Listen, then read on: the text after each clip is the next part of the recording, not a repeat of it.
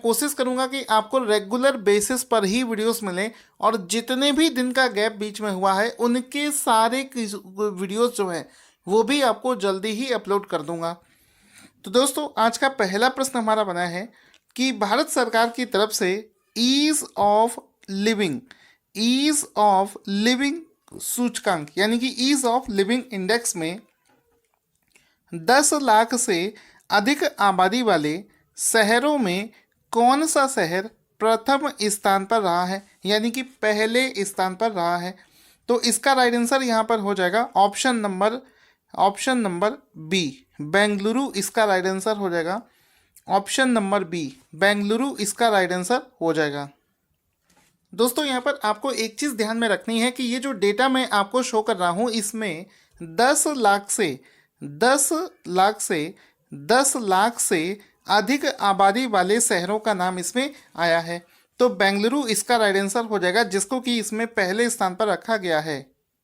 अब इस इंडेक्स का डेटा जो है आप यहाँ पर देख सकते हैं। इस इंडेक्स में लिखा है बेंगलुरु को इसमें 10 लाख से ओवर पॉपुलेशन के इंडेक्स में पहले स्थान पर रखा गया है।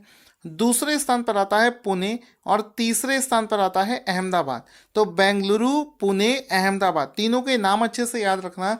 बेंगलुरु, पुणे और अहमदाबाद ये टॉप के 3 पोजीशन है। इसके अलावा अगर हम लोग बात करें, यहाँ पर आपको दूसरी लिस्ट और बता देता हूँ कि अगर हम लोग 10 लाख से कम 10 लाख से कम आबादी वाले शहरों की अगर हम लिस्ट बनाएं तो हिमाचल प्रदेश की जो कैपिटल है शिमला वो पहले स्थान पर आती है। 10 लाख से ज़्यादा में बेंगलुरु और 10 लाख से कम आबादी वाले शहरों में शिमला पहले स्थान पर आता है।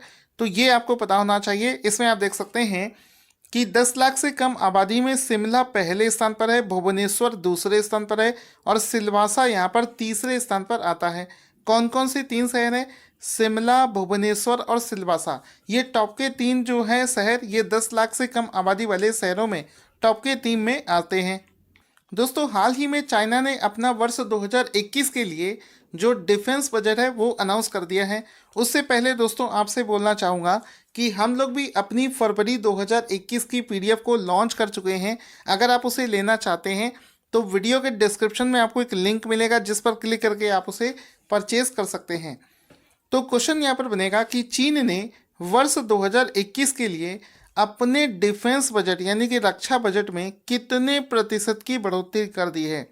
तो आंसर हो जाएगा, जैसे कि पिछले बार भी उसने अपना डिफेंस का जो बजट है उसको बढ़ा दिया था, इस बार भी चाइना ने अपने डिफेंस बजट को इंक्रीज कर दिया है, बढ़ा दिया है, जो कि उसमें 6.8%, ऑप्शन नंबर डी सही हो जाएगा कि उसने अपने बजट में 6.8% की बढ़ोतरी कर दी है।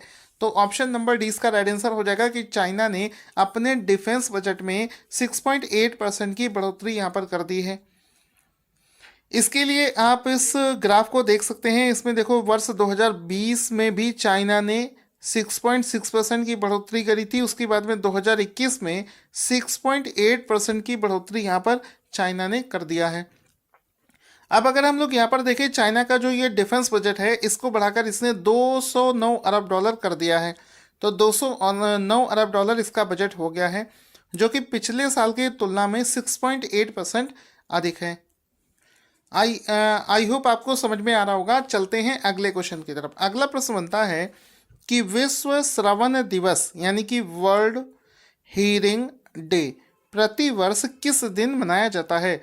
तो जो सुनने का दिवस होता है, श्रवण दिवस होता है, हियरिंग डे होता है, इसको हर साल 3 मार्च को मनाया जाता है।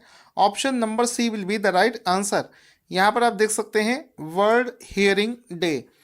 तो ये जो वर्ल्ड हियरिंग डे है ये हर साल 3 मार्च को मनाया जाता है, ये भी आपको पता होना चाहिए। आगे चलते हैं। अगला प्रश्न बनेगा कि लोकसभा टीवी और राज्यसभा टीवी का विलय करके इसका क्या नाम रखा गया है। देखो अभी तक क्या हो रहा था कि लोकसभा की जो कार्रवाई होती थी उसको एक टीवी चैनल पर आप देख सकते थे जिसका नाम था लोकसभा टीवी। इसी प्रकार से जो राज्यसभा टीवी होता है इसमें राज्यसभा से रिलेटेड जो भी प्रोग्राम होते हैं उनको हम लोग राज्यसभा टीवी में देख सकते हैं। लेकिन हाल ही में सरकार ने एक डिसीजन लिया है जिसमें कि लोकसभा टीवी, यहाँ पर आपको बता दूं, लोकसभा टीवी और राज्यसभा टीवी, इन दोनों को आपस में मर्ज कर दिया गया है और एक नया टीवी चैनल बनाया गया है जिसका नाम है संसद टीवी।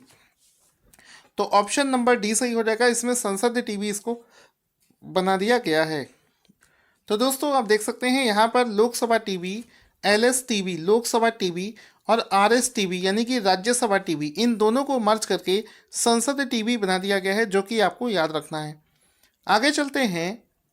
क्वेश्चन बनेगा, किस सेवानिवृत्त अधिकारी को संसद टीवी का पहला सीईओ अपॉइंट कर दिया गया है? तो संसद टीवी का पहला जो सीईओ बनाया गया है वो बनाया है रवि कपूर को। ऑप्शन नंबर बी इसका राइट आंसर हो जाएगा। रवि कपूर को हाल ही में ये जो चैनल बना है संसद टीवी, इसका सीईओ बना दिया गया है। ऑप्शन नंबर बी इसका राइट आंसर हो जाएगा। साथ ही साथ में अगले क्वेश्चन की तरफ चलते हैं कि हाल ही में किस विश्व चैंपियन को अंतर्राष्ट्रीय मुक्केबाजी संघ की चैंपियन एंड वेटरन्स समिति का अध्यक्ष बना दिया गया है? तो ये जो अंतर्राष्ट्रीय मुक्केबाजी संघ है उसमें एक समिति बनाई गई है, कौन सी? Champions and veterans. इसका जो अध्यक्ष बनाया गया है वो बनाया गया है MC Mary Kom. Option number 20 का राइट आंसर हो जाएगा। ऑप्शन नंबर बी इसका राइट आंसर हो जाएगा कि एमसी मैरी कॉम को इसका जो है नया अध्यक्ष बना दिया गया है। तो एमसी मैरी कॉम इसका राइट आंसर हो जाएगा। अगला क्वेश्चन दोस्तों बनेगा कि हाल ही में कौन सा खिलाड़ी इंटरनेशनल T20 में युवराज सिंह के बाद लगातार 6 छक्के लगाने वाला दूसरा बैट्समैन बन गया है? तो आंसर हो जाएगा यहाँ पर कैरन पोलार्ड। ऑप्शन नंबर 20 का राइट आंसर हो जाएगा कि ये जो कैरन पोलार्ड जो है, ऑप्शन नंबर 20 का राइट आंसर हो जाएगा। कैरन पोलार्ड जो है इसको हाल ही में इंटरनेशनल T20 में युवराज सिंह के बाद में 6 गेंद पर 6 छक्के लगाने वाला दूसरे बैट्समैन बन गए हैं। आपको यहाँ पर बता दें, इससे पहले पूरी दुनिया में सिर्फ ऐसे एक प्लेयर थे युवराज सिंह जिन्होंने 1 ओवर की 6 बॉल पर 6 छक्के लगाए हैं। और उसके बाद में कैरन पोलार्ड ऐसे दूसरे प्लेयर बने हैं जिन्होंने लगातार 6 गेंदों पर 6 छक्के लगाने का रिकॉर्ड बना दिया है।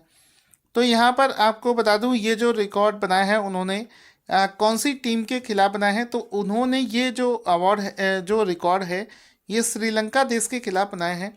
और श्रीलंका के एक बॉलर हैं जिनका नाम है अकीला धनंजय के ओवर में उन्होंने ऐसा काम किया है, 6 छक्के लगाए हैं। यहाँ पर आप देख सकते हैं Pollard hits 6 sixes in an over. तो 1 2 3 4 5 6 छक्के लगाकर उन्होंने इस रिकॉर्ड को अपने नाम पर किया है।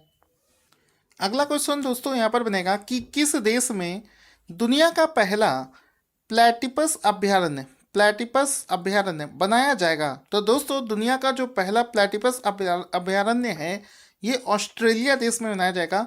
ऑप्शन नंबर ए इसका राइट आंसर हो जाएगा।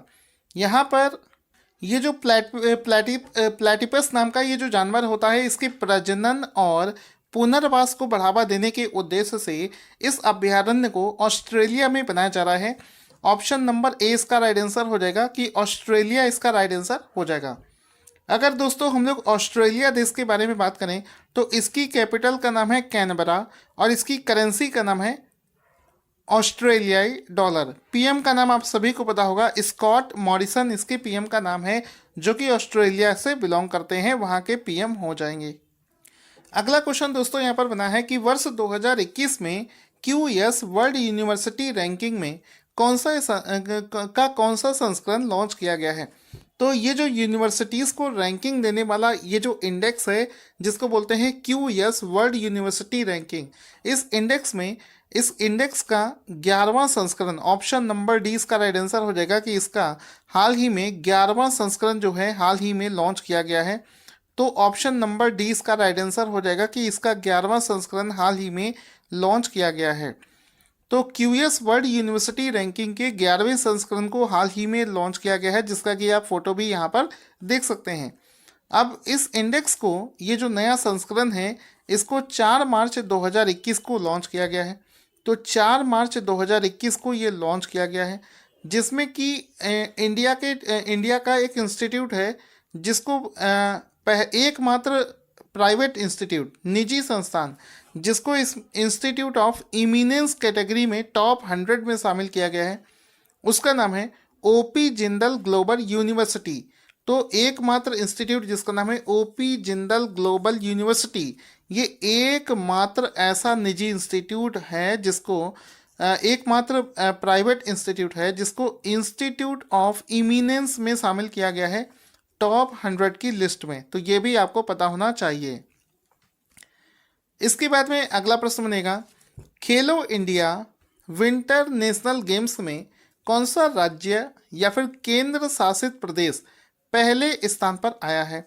तो ये जो खेलो इंडिया विंटर नेशनल गेम्स हैं, इसमें जो पहले स्थान पर आया है वो है जम्मू कश्मीर। ऑप्शन नंबर 20 का राइट आंसर हो जाएगा कि जम्मू कश्मीर को खेलो इंडिया विंटर नेशनल गेम्स में जो जम्मू कश्मीर है ये पहला ऐसा केंद्र शासित प्रदेश बना है जो कि पहले स्थान पर आया है। ऑप्शन नंबर 20 का राइट आंसर हो जाएगा। तो इस बार दोस्तों ये भी आप समझ लें कि जो खेलो इंडिया विंटर गेम्स हैं इसके दूसरे संस्करण, कौन से दूसरे संस्करण का आयोजन किया गया है वर्ष 2021 में। याद रखना दोस्तों, जितने भी ये एग्ज़ाम हैं, एसएससी हुआ, रेलवे हुआ, पीसीएस हुआ, कोई भी एग्ज़ाम हो, ये चीज़ बहुत ज़्यादा पूछी जाती है कि उसके कौन से संस्करण को आयोजित किया गया है। तो यहाँ पर जम्मू कश्मीर में इसने पहले स्थान प्राप्त किया है, जिसने कि 11 आपके स्वर्ण पदक, 18 रजत और 5 कांस्य पदक जीतकर इस रिकॉर्ड को हासिल कर लिया है। दोस्तों आज का क्वेश्चन जिसका आंसर आपको देना है कि वर्ष 2021 में इंडियन वुमेन्स लीग फुटबॉल को भारत के किस राज्य में आयोजित किया जाएगा, इसका आंसर आपको कमेंट बॉक्स में लिखकर बताना है। Thank you for watching this awesome video, और इस वीडियो को जितना ज़्यादा हो सके उतना लाइक और शेयर करना ना भूलें।